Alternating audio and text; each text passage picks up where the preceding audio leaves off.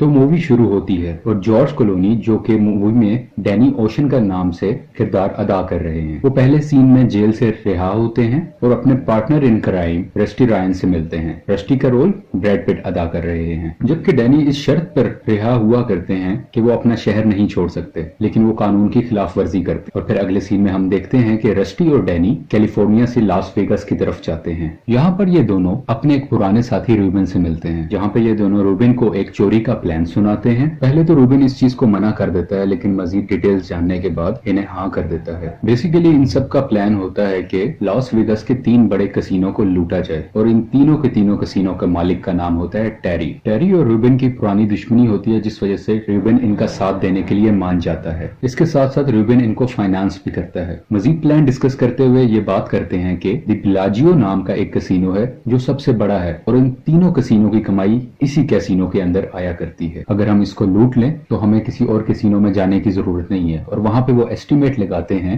160 million US dollars. अगले scene में हम देखते हैं कि डैनी और रस्टी अपनी एक टीम बनाते हैं, जिसमें मुख्तलिफ स्पेशलिटी के लोगों को ऐड किया जाता है। कोई सिक्योरिटी का माहिर है, कोई कैसीनो मैनेजमेंट बहुत बेहतर तरीके से जानता है और कोई बहुत अच्छे तरीके से एक्सप्लोजिव का काम जानता है। तमाम टीम के मेंबर्स बहुत ज्यादा तैयारी करते हैं। वो नजर रखते हैं कि बिलाजियो कैसीनो के बाहर कितनी सिक्योरिटी है, कितने लोग हैं, कौन आता जाता है, कब स्टाफ की शिफ्टिंग होती है और बहुत से मामलात पर ये नजर रखते हैं। और इसके साथ साथ बिलाजियो कैसीनो में जो सिक्योरिटी वॉल्ट होता है, ये लोग उसकी सेम कॉपी बनाते हैं ताकि उसको तोड़ सकें और उसके सिक्योरिटी सिस्टम को चेक कर सकें, ताकि जब असल में चोरी करने जाएं तो इन्हें कोई प्रॉब्लम पेश ना आए। यहाँ पर टेरी को पता चलता है कि उसकी एक्स वाइफ, जिसकी उससे डाइवोर्स हो चुकी है, वो डैनी ओशन की करंट गर्लफ्रेंड है। अब क्योंकि टेरी डैनी के बारे में जानता है, तो जिस दिन चोरी होनी होती है उस दिन डैनी खुलेआम कैसीनो में जाकर बैठ जाता है ताकि वो सबकी नजरों में आ जाए। और टेरी उसे देखते ही शक का शिकार हो जाता है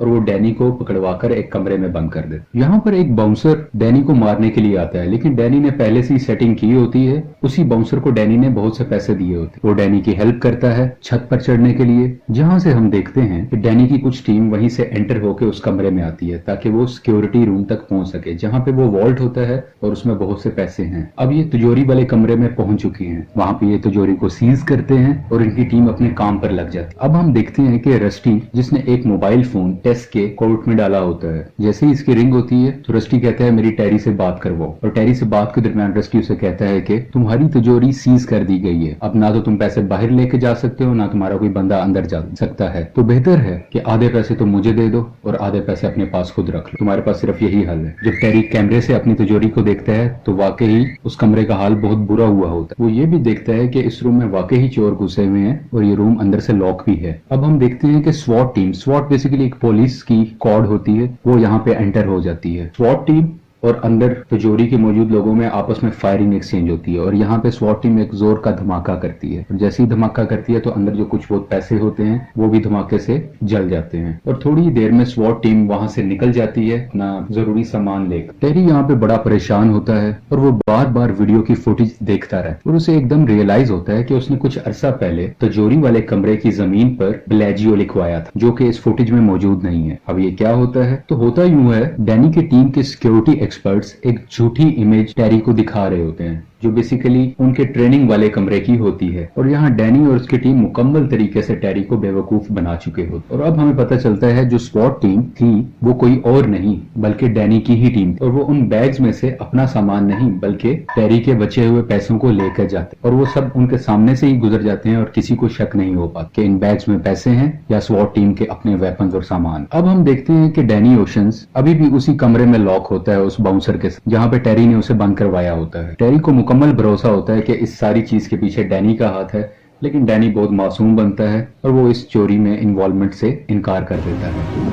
टेरी गुस्से में आकर डैनी ओशन को पुलिस के हवाले कर देता है क्योंकि उसके पास कोई पुख्ता सबूत तो नहीं थे, लेकिन डैनी ने एक कानून तोड़ा होता है जो हमने मूवी के शुरू में जाना था कि उसको कैलिफोर्निया छोड़ने की इजाजत नहीं थी, जबकि वो कैलिफोर्निया से बहुत दूर लास वेगस में आ चुका। अब हम डैनी की टीम को देखते हैं क्योंकि इनका प्लान ये होता है कि पैसा लूटने के बाद सब बराबर हिस्से में एक दूसरे से पैसे बांट लेंगे और वो सब एक दूसरे से बांट लेते हैं और अपनी अपनी मुख्तलिफ जगहों पर चले जाते। कुछ महीनों के बाद डैनी ओशन जब अपनी सजा पूरी कर निकलता है तो जेल के बाहर हम रस्टी और टेस को देखते हैं जो डैनी को पिक करने के लिए आए होते और वो यहाँ से कहीं दूर चले जाते। लेकिन टेरी को अभी भी इस पर शक होता है और यहाँ पर हम देखते हैं कि टेरी के कुछ लोग इनका पीछा कर रहे होते। टेरी कुछ नहीं भूला होता, उसको मुकम्मल एतमाद होता है कि इस सब के पीछे डैनी का काम है और वो उनका पीछा करके अपने पैसों तक पहुंच सकता है। और यहीं पर ये मूवी खत्म हो जाती है। अगर आपको ये मूवी पसंद आई है, इस मूवी की एक्सप्लेनेशन पसंद आई है, प्लीज लाइक करें, शेयर और सब्सक्राइब। इसके अलावा आप मजीद हमारी एक्सप्लेनेटरी मूवीज भी देख सकते हैं जो हम इस चैनल पे वक्तन फवक्तन अपलोड करते रहते हैं। Thank you so much.